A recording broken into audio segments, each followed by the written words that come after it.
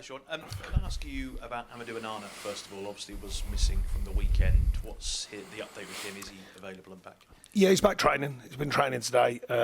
Jimmy Garner got a knock today, but we're happy it's just a knock. Dom didn't train today, but we're pretty positive with settling him down over the next couple of days. So we're just having to watch the players and make sure they're right going forwards. You mentioned Dominic didn't train. What was the issue there? Yeah, he's just got a minor sort of niggly hamstring, which we're just being ultra careful with. But he thinks he's on top of it, and the medical team are as well.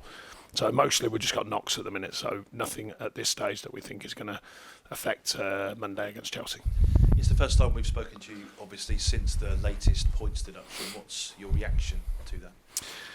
I think similar to the last. It's unexpected in the sense that we thought it had been dealt with. It obviously wasn't, or it hasn't been, and obviously the window to possibly appeal, so the club will be looking into that. But yeah, I mean, the last response was, what's done is done. The league table changes. We know, or we're very, very confident. We've been told it won't change again as regards anything this season. So therefore, our focus is on the next round of games, coming up after the news. And spoke to the players about it, reminded the staff about it, reminded the truth of the moment, which is to stay focused on the job in hand.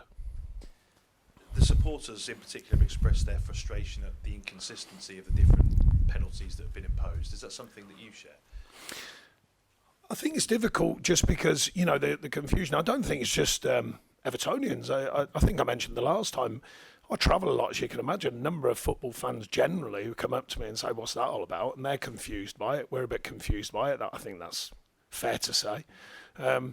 Whether we are or we're not, there's still a job in hand. The focus has to go back to the current situation, the current reality. So lots of people scratching their head about the whys and wherefores, including ourselves at times, but it has to be parked again. We've been through it once, we've got to go through it again, and we are going to do. And the games come thick and fast after this week's training. Another off-field issue that you can't control, of course, is the protracted takeover.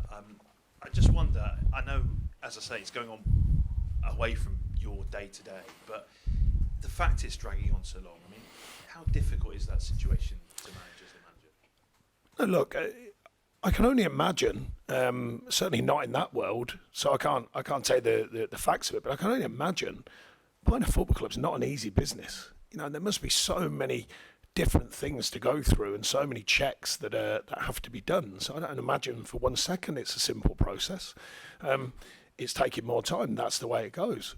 I certainly am not involved at that level of what we do here.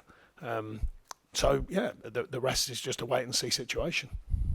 What about Chelsea then? What have you made of them this season? Obviously going down there on Monday night means that everyone else in the relegation fight will have played before you as well, adding perhaps a slightly different dynamic this week. Yeah, well, as I said, that's irrelevant to us. I made it clear to them we can't control other people's landscapes and what the league table looks like through others. Chelsea, going back to Chelsea, Maurizio's someone I've always had respect for. I always liked the work that he puts in. Obviously a topsy-turvy style season by their standards.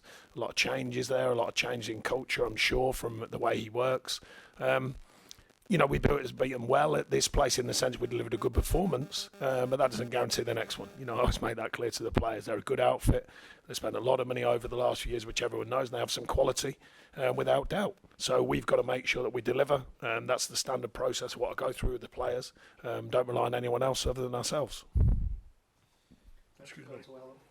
Talking about Chelsea's far from consistent season, how important will be creating that front foot feel that you spoke about after the Burnley game? How important will that be?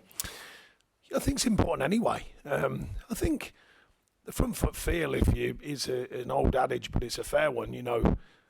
I think it's built on the fact that the last time we got a knock, everyone pulled together, and I think that's important to remind yourself. And remind myself at times, and the players. The fans were terrific in what a new reality, if you like. There's another one now. I think it did sort of round the wagons for us, and everyone went, hang on a minute, the badge is more important than anything, and I still feel the same. The myself, the players, the staff, all pulling together, the fans as well, to make sure we look after ourselves and look after the club. The restart is Chelsea, and like you said, a reaction to the news is important, a positive reaction. Going back to your words, front foot thinking, front foot mentality, as we call it, That's an important factor. That's certainly the challenge in front of us. We certainly did that last time. We changed the recent story after a tough run of results with a win, and an important win, especially looking at the news that came next. We've got to build on that. But certainly the one thing I know, I think the time for fault and blame is gone. You know, it's the way society works, and everyone wants fault and blame for everything, you know, but I think we've got to park it. I think as a club, I think certainly myself, the staff and the players, I've certainly spoke to them about it. No recrimination of the past. What's done is done. I think the fans as well. I think we just got to all stay in line, stay connected, and take on the next challenge. And we've had a few knocks. You know, this city's had a few knocks in my lifetime, but the club's had a few knocks recently. Let's all pull together and get it done. You know, the rise of the Toffees is important for us. You know, when I was growing up, that was the fans' name. Changed slightly now and uses the name Evertonians, but when I was growing up, it was the Toffees. Well, we've got to play our part. Make no mistake. Never made an excuse since I've been here. Never blamed anyone. But it is very helpful when our fans travel as they do in numbers and get behind us. I think that's a big part of what we can continue to work towards. Back on the